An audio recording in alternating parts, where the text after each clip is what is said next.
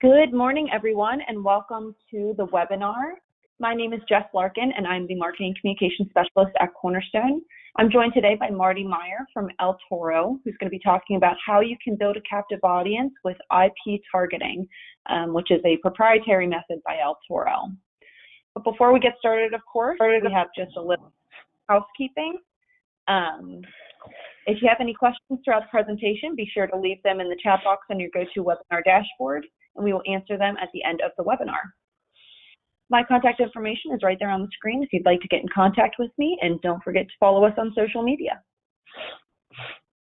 If you have missed any webinar throughout 2021, have no fear.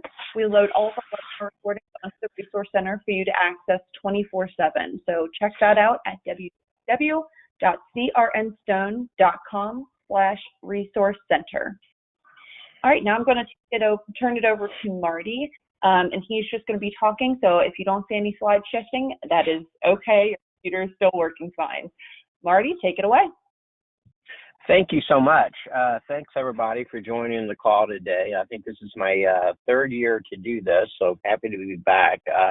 Wanted to get you all to type in or say happy birthday, Marty. So I'm spending my birthday with you guys today. Apologize for not having a presentation, but I'm in a rural part of Kentucky at a cabin, and there's no internet, so I had to go find a McDonald's to do this. But like I said, I'm happy to be here. Let me give you a little background about my company and what we do, and then I'm always happy to answer any questions that you all type in here on the chat as well. So my name is Marty Meyer. I'm based in Louisville, Kentucky with Toro IP Targeting. We are a 8-year-old company this year. I can't believe it's 8 years now. We have grown very fast in this space. We are a digital media targeting company. We deliver digital advertising, like a Google or a Facebook, if you will, and a lot of other companies. But what has made us very unique in this space is we are 100% cookie free. We're the only digital platform in the world that's 100% cookie free. As I mentioned before, we've grown very fast over the last 8 years. We started out, there were 7 of us in a little office outside of downtown Louisville. We're about 160 employees today.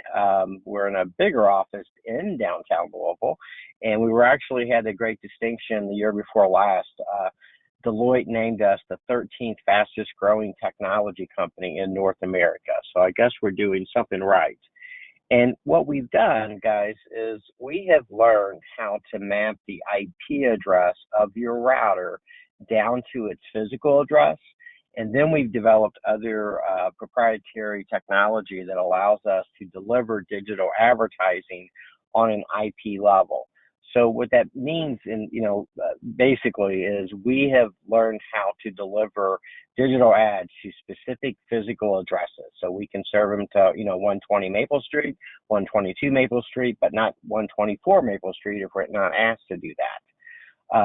We have literally gridded the entire United States down to square meter increments. We've assigned the latitude, longitude down to that square meter.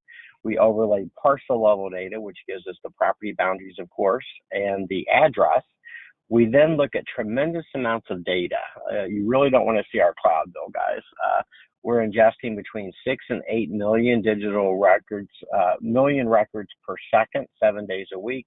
That data tells us with a very high degree of confidence where an IP address is down to a square meter. We've got very high standards. We will not accept a match of IP to address without a minimal surety of 95% or higher across those 38 data points. And we recognize that IP addresses can change at any time, especially on the residential side. So that data that we're ingesting is constantly validating those matches. So at any given time in our system, we've got over 70% of the entire United States mapped IP to address. Now, I don't necessarily know what's at those addresses or who's at that addresses. I just know that at 120 Maple Street in Louisville, Kentucky, this is what the IP address is, okay? So there's a couple of different ways that we can target individuals based upon what our clients would like. First off is if a client provides us with a mailing address. So if you gave us a spreadsheet with addresses and zip codes of people that you would like to deliver digital ads to, we would take your list, run it against our system, that 70% or so of the country we've got mapped, and typically we're going to match somewhere between 70 to 80% of any given list that you provide us. Something that makes us uniquely different, and what is actually the number one reason for our success, is we don't just tell you how many matches or what your percentage of match rates are like everybody else on the planet does, like, the Googles, the Facebooks, the LiveRamps, etc. We actually send that list back to you that you provide with a new column, and we put a true or false in front of each record. So we will disclose to you those individual addresses of people that we are able to deliver ads to, and the ones that we can't. And that's very important on how we can actually measure the results of your digital campaign. So, for example, I do a lot of work with Anderson Windows. Okay, though that type of company has sort of lived and died by direct mail. I'm sure you all get, window ads all the time in your mailbox, right? So what we'll do for Anderson is they'll give us their mailing list for that particular month.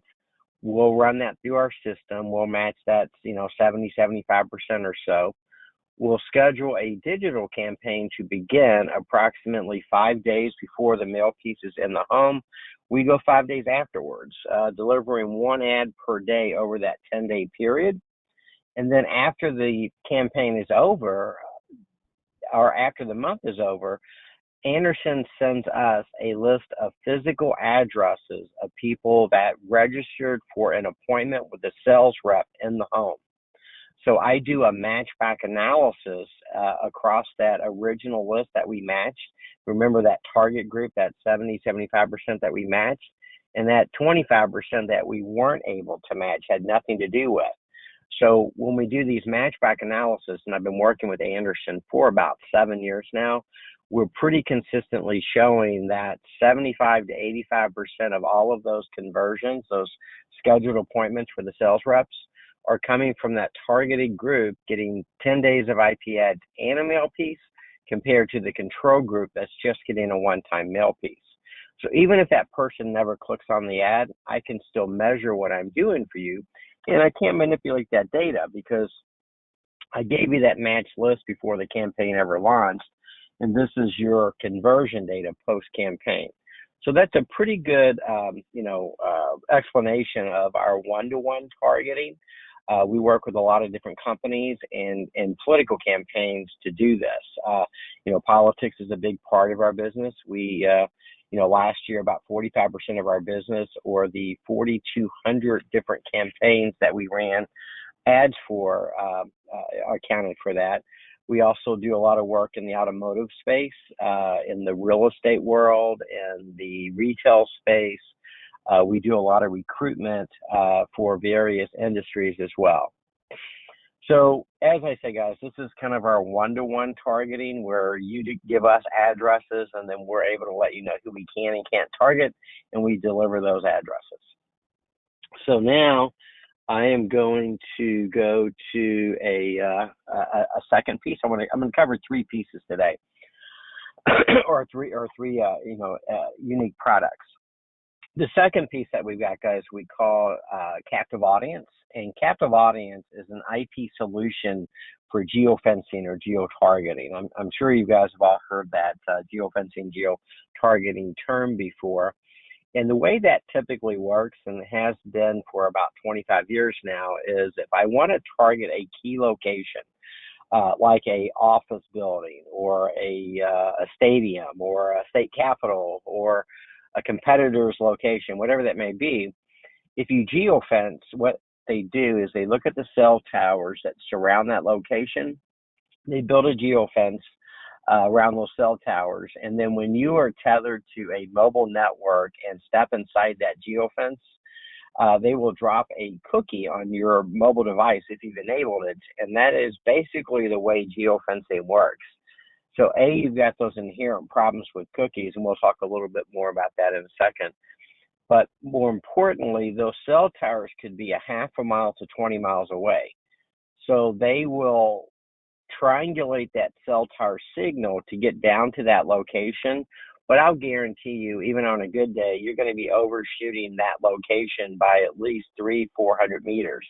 You're also going to be capturing the devices of cars driving up and down a road or highway close by with an app on. That's just the limitations to geofencing. So with El Toro, we don't do that.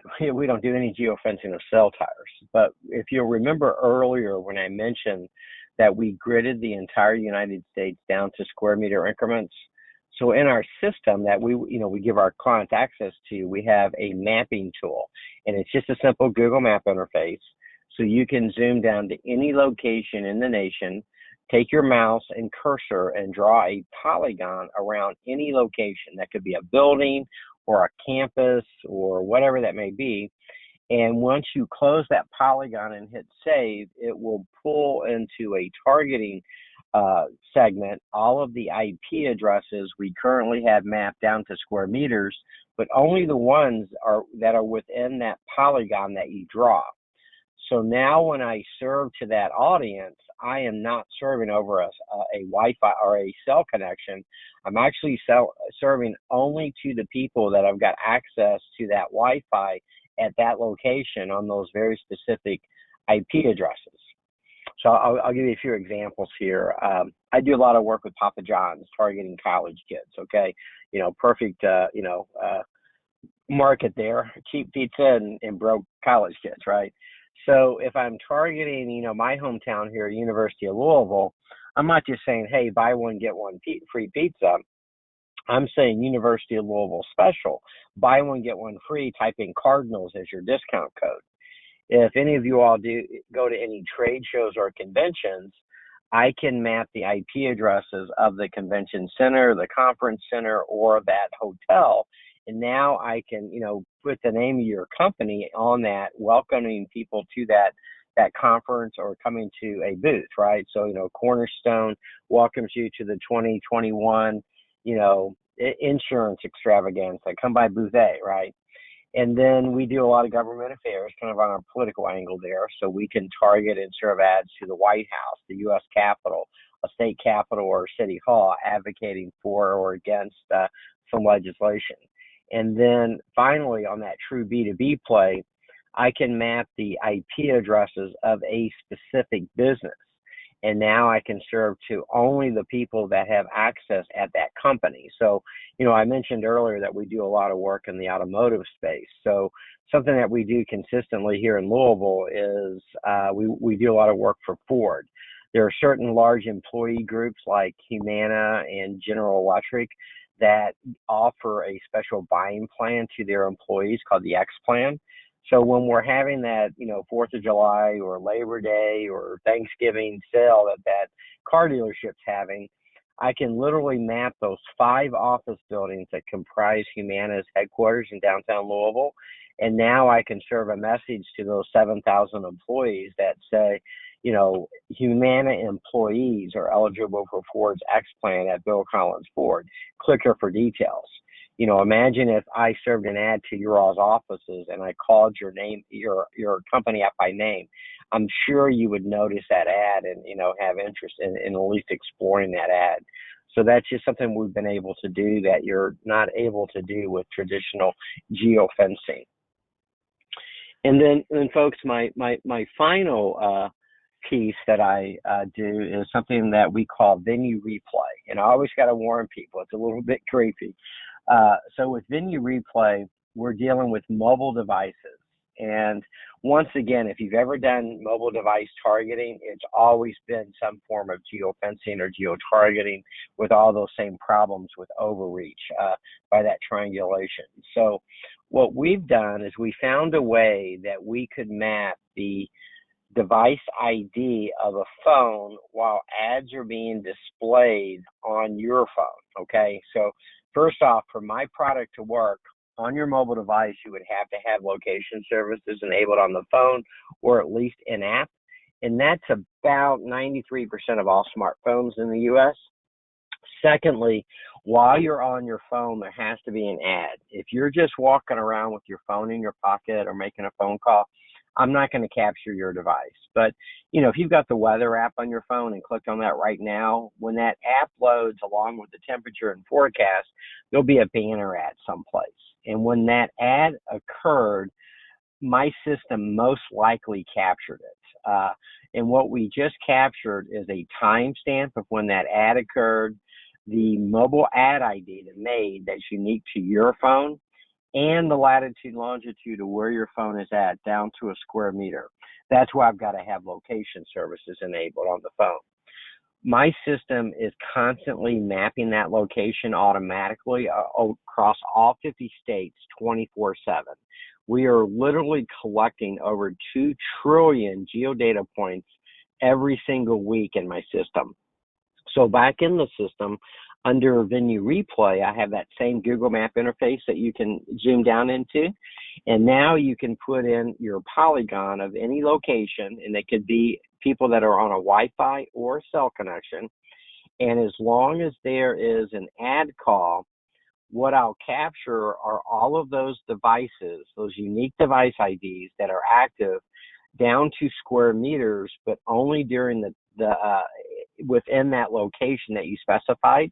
You can also put in a date and time range or just a date range going back 6 months. So if there was an event that happened, say back in July, I can go in today in about a minute, grab all of those devices that we captured on that day back in July. And once I've got that list of device IDs, I can do 2 things. I can bid on mobile ad IDs, and I can put little banner ads on your phone. Those little banner ads you see when you're on an app or some sort, okay? More importantly, and here kind of comes the creepy part, once I've got your device ID, I can map it back to your house. Because, folks, I am proudly capturing your all's devices 3, 4, 5, 7 days a week, week after week after week. But I look at when I see it consistently between 9 p.m. and 9 a.m. local time.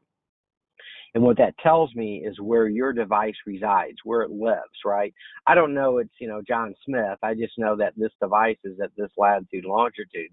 And once I know that, I can see the corresponding IP address at that location. So now when you're on your laptop or desktop, I can start serving ads directly to that location, okay? Which is going to be much more effective than those little banner ads on your iPhone, all right? So let me give you a couple of examples there. I've got, I do a lot of work with Texas Roadhouse.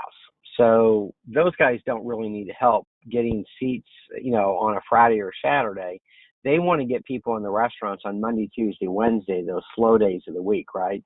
So they've got 2 competitors basically for Texas Roadhouse. And that would be Outback and Longhorn.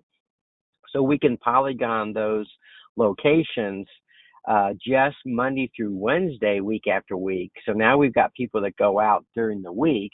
And, that's the type of restaurant. If you go to Outback, you probably don't go to the others and vice versa. So now we can offer those competing, restaurant goers some type of, good offer, like a buy one, get one free steak or something like that, to try to convert them to a regular customer. But, I've got a lot of people that use this, to target competitors. During the pandemic, we saw really good success with a company called Build.com. They're an internet competitor of Lowe's and Home Depot. So you can order just about anything from that company online and have delivered to your front door, short of bags of cement and drywall, but you can go in and order 5,000 ceiling fans or light kits, nuts and bolts and tools, etc. So we found really good success targeting, Home Depot and Lowe's people during the pandemic, when everybody was doing these extra projects around the house since we were stuck at home, right? So that's kind of a good description of what we've got as far as that goes. I want to give you, and this would be really new from those that might have been on the call last year, but we've kind of taken that venue replay to a whole new level. We're always evolving as a company. We put a lot of money into very high paid staff, a lot of developers. We're always making our products better, looking at different, products and capabilities. We hold 14 patents right now. We've got about 12 more pending. But what we've done with Venue Replay is we have learned to Venue Replay very specific locations and then look at the data for specific entities. So as I mentioned earlier in my call, I do a lot of work in the recruitment world. So one example is I work with a company that's in the trucking industry, okay? In the trucking world right now, they're just dying on the vine looking for truck drivers. There's over 300,000 open truck jobs at any given day in the U.S. So we put a team together and we mapped almost every truck stop in the United States. We also looked at other trucking locations like seaports and freight yards and, steel plants and chemical plants and, Amazon distribution facilities, okay? And when we map it, we get very, very granular with that individual map. So if I'm targeting that pilot truck stop on I-75, I'm not doing the entire truck stop. I don't want the front where you and I stop to get a cup of coffee in the morning. I want the back of that truck stop where all those truckers are parked at night. I want the big gas pumps where just the truckers are. Same thing with an Amazon distribution facility. I don't want the warehouse. I want that truck park where those 5,000 trucks a week are coming through. So now that I've got these locations mapped, I use a program. It's just a Microsoft program called Power BI. I'm not sure if some of you all may be familiar with that, but it allows us to kind of custom make a platform that allows us to visualize data and, add in heat maps, etc. So let's say that you're a trucking company and you're based in Cincinnati and you need to hire 50 truck drivers. You want them to be over the road, long haul truck drivers. And you also want them to live within 25 miles of Cincinnati. So I can query this system that I know are just truck drivers. I can ask, where do I see a mobile device at least 10 times a week, but over a 3-month period? And also I want to see that device in at least 12 separate states. And I want that device to live within 25 miles of Cincinnati. So this is going to give me a hard number of individuals or mobile devices that meet that criteria. I can literally click on that device in the system and show a heat map of where that person lives and where that device has been seen over whatever time frame, like a month, a week, 3 months, 6 months. And now that I've got this group of truck drivers that I'm positive they're truck drivers because of that frequency in just those very specific locations, I can do kind of a two-prong approach on my campaign. A, I can deliver ads directly to that truck driver's phone, offering that $10,000 sign-on bonus, which is kind of the norm right now. Secondly, I can target the household where I can maybe influence the spouse with a message that may be more pertinent to that person, like home on weekends, something they call quick pay, where they get paid, kind of an average amount every paycheck, as opposed to kind of waiting on what that individual load's going to be. So we've seen some really good results with that with several trucking companies across the nation. So I believe that is a pretty good overview of our basic technology.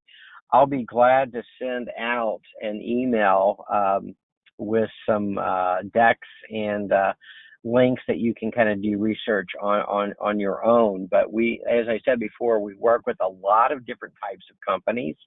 Over the last 8 years, I've literally touched about, tens of thousands of digital campaigns since we started this company. And I know what works, I know what doesn't work. And kind of our promise to our clients, if you come to us with an idea that I just don't think is going to work in our system, I'll talk you out of it. I have no interest in just trying to bill somebody for running a digital campaign like everybody else does. I like to have long-term relationships.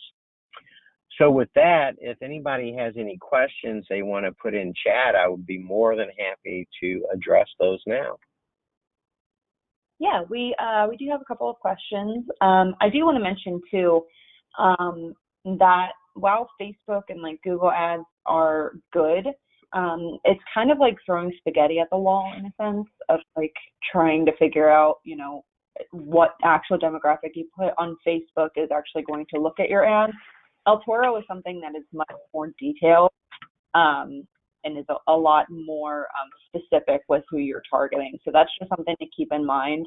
It's not nearly as trial and error based as as it would be with social media advertising, things like that. They're all great options, but this is definitely going to be more specific for your needs.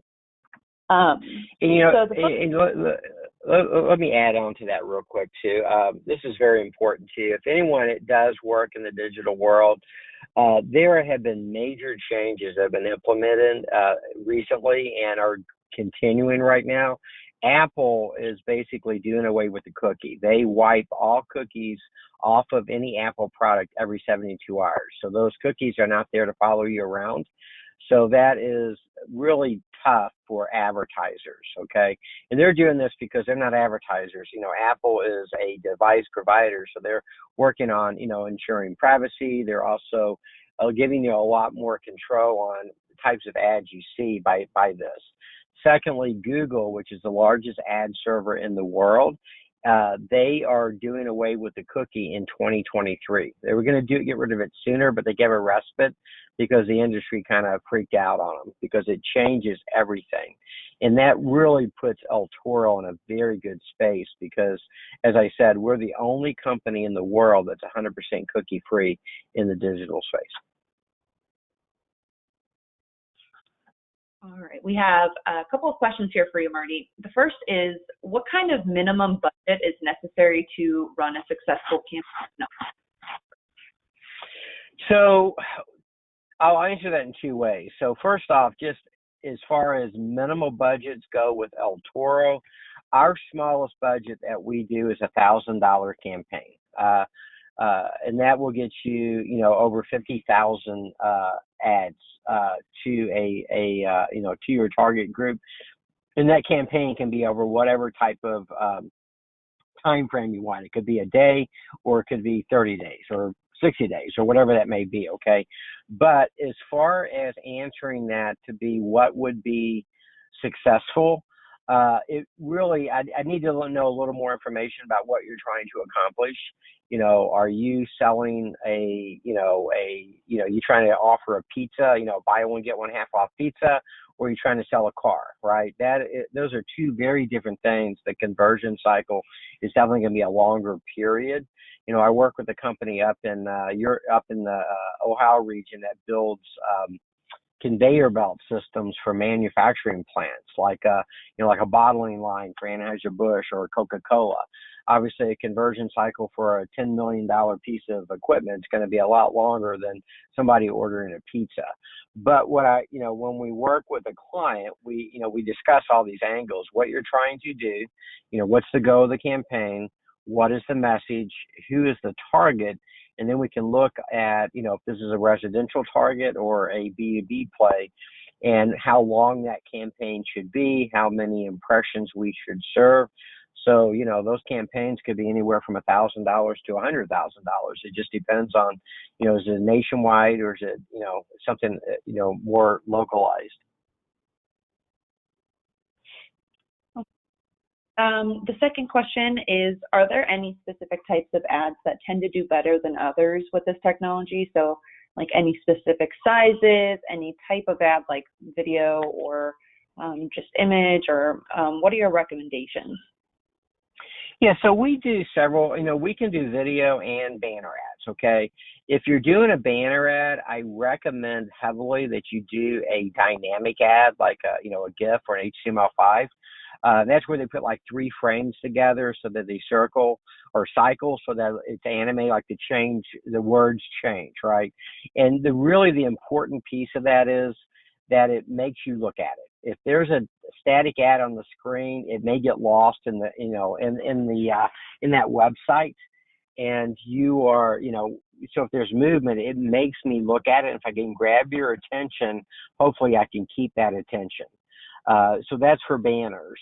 Video is going to always perform better than a banner, because with a video, one of those 15 or 30-second videos that you see online, I can tell a story, okay? And I can tell a big story in 15 seconds, believe me.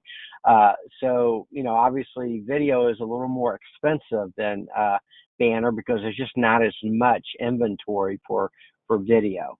And then the other thing that we can do is what's referred to as OTT. And that I'm not sure really why they call it that, but OTT stands for over the top. Remember back in the days, back in the 80s or whenever that was, that we first got cable, we had that little cable box that sat on top of our screen or over the top. So what OTT is, it's streaming video that I can bid on. And I didn't really cover this, but just, when you go to a website, like if you go to the local news site in Cincinnati or CNN or Weather Channel, there is actually an auction that occurs on your computer to bid on the ad that will be in front of you when the page loads. So if you had 50 friends in 50 different states that went to the same website at the exact same moment, you would probably all see different ads because an auction occurs for you. And, we bid on that inventory as that page is loading. So with OTT, if you subscribe to any streaming services like Hulu or Apple TV or Zandu or, Samsung Network, things like that, I mean, it's hundreds of sites, and you see those TV commercials while you're watching that show on Hulu, we can actually bid on that commercial, and it's only going to you, not your neighbors. So we've seen really good results with that as well. Okay. And sorry.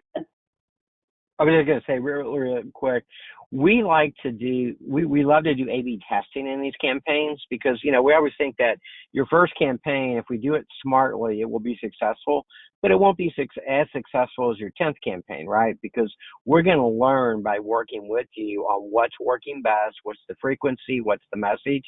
So we can literally take a couple of different ad sets.